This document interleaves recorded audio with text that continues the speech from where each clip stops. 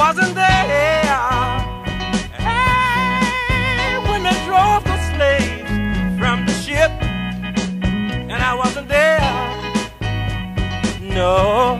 Hey, when they whipped my great-great-grandfather with the whip, but oh, I can feel the pain. Lord have mercy, I can feel the pain. Yeah, yeah, I can feel it. I can feel it. I can feel it. I can feel the pain. Yes, I can. And I wasn't there. No. Hey, when they raped my great-great-great-grandmother, and I wasn't there. Oh no. Lord, when she cried out for help. But oh, I can feel the pain. Early in the morning, I can feel the pain. Yeah, yeah, I can feel it. I can feel it. I can feel it. I can feel the pain. Yes, I can. I can still hear the slaves moaning as they slowly walk down the gangplank from the ship. And all I could do, Lord, all I could do was stand there and cry. Hey, Lord, Lord, Lord, Lord, oh, oh Lord, the God Almighty, oh, I can feel the pain. Yes, I can. I said I can feel the pain. Lord, Lord, oh, I can feel it. I can feel it. I can feel the pain. Yes, I can. They locked up one of our black sisters not long ago. Angela Davis was her name. Oh, yeah. I said they handcuffed her and they took off to jail. Oh, yes, they did. But I want to say, I wasn't there, but I can feel the pain. Yeah, yeah, Lord, Lord, I can feel the pain. My, oh, I can feel it. I can feel it. Oh, I can feel it. I can feel the pain. Oh, yeah. I wasn't there when they shot Malcolm X. I can feel it. Oh, I can feel it. I can feel the pain. Oh, Lord. I've never been a slave. But I can feel it. I can feel the pain. Yeah, Lord, I said I can feel it. Oh, I can feel it. I can feel the pain. When they shot Martin Luther King, Lord, I said I can feel it. Lord, I can feel it. I can feel the pain. From the bottom of my heart, I want to say I can feel it. I can feel it. I can feel it. I can feel the pain. I want you to think about the little children who don't have anything to eat.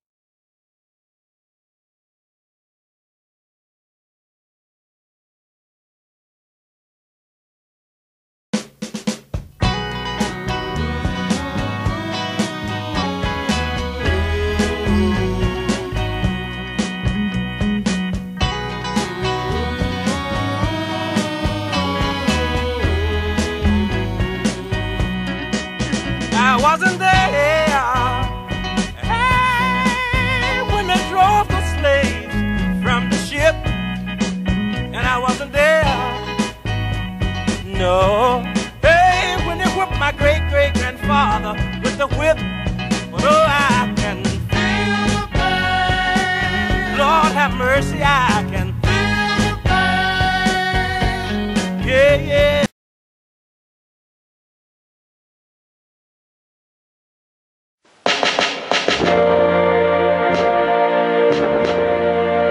Tribute to an unknown soldier, the author of eternity, in an allegorical setting. For conspicuous gallantry and intrepidity in action, at the risk of his own life, above and beyond the normal call of duty, somewhere in the Middle East, near a place called Calvary, a soldier stepped out on the battlefield of time, traveling from time into eternity, fighting with the sword called justice. And his birth insurgents were sent out to seek the unknown, and were met by wise men who had been thoroughly trained in all manner of military maneuvers, such as espionage, sabotage, and subversion. thereby being able to break every code of the enemy and maintain the secrecy of the mission. These wise men later operated under a shadow commander, known at the time as a little child, whose mission was codenamed Everlasting Life. On the battlefield of time, he worked his way through the ranks, say 42 generations, but was falsely accused and abused by the enemy. But because of his importunity, he continued to fight with the sword of justice. He told the commanding officer of the enemy forces how his life and that of his comrades could be saved. But they laughed him to scorn and said, "We have power to kill and let live." He allowed the enemy to carry him away captive, but he kept faith in his fellow comrades. Though captured and laughed to scorn, he never relinquished his weapons. When he arrived at the spot called the Place of Skull, he stood bravely though surrounded by the enemy and thought of the training he had received from his commanding officer, and he was not afraid. The enemy placed him on a platform and took his garments, which consisted of a royal robe given him by his commanding officer. By mere strength, bravery, and some unknown ghost to some, he withstood the pain of nails being driven into his flesh. He was looked down on as a soldier, accused of being a devil and degraded as a man. Yet he never deserted nor surrendered to the enemy.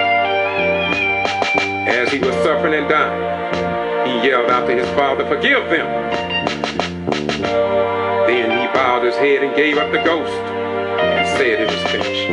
The man in charge of the execution wrote a title above his head in 3 different languages: Hebrew, Greek, and Latin, which may have been classified at the time, but has since been downgraded for everyone that will accept it.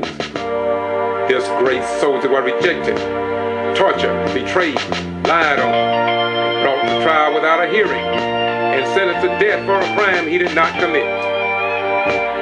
Willingly, he gave his life for the wrongs of the world, which was above and beyond the normal call of duty.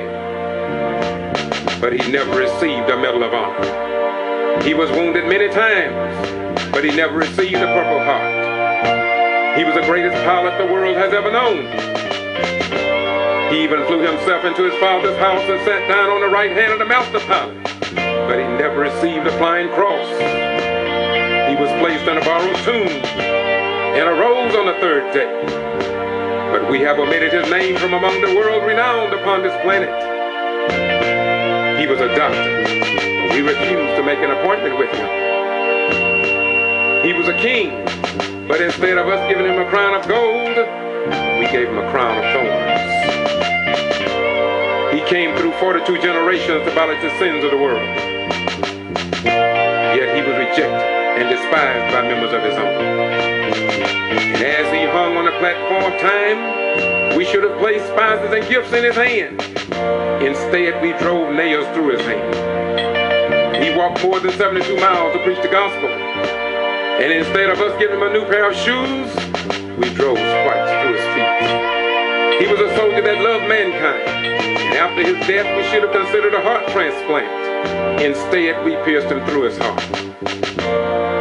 This great soldier was not an electric clock, but on the battlefield he kept good time. He was not a nuclear bomb, but his power was devastating.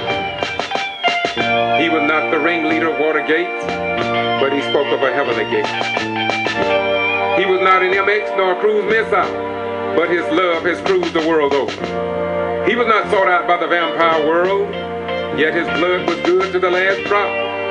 This brave, outstanding soldier lives as an angel, died as a thief, and rose to be the mayor of mayors, governor of governors, president of presidents, master of masters, king of kings, and will be crowned Lord of all.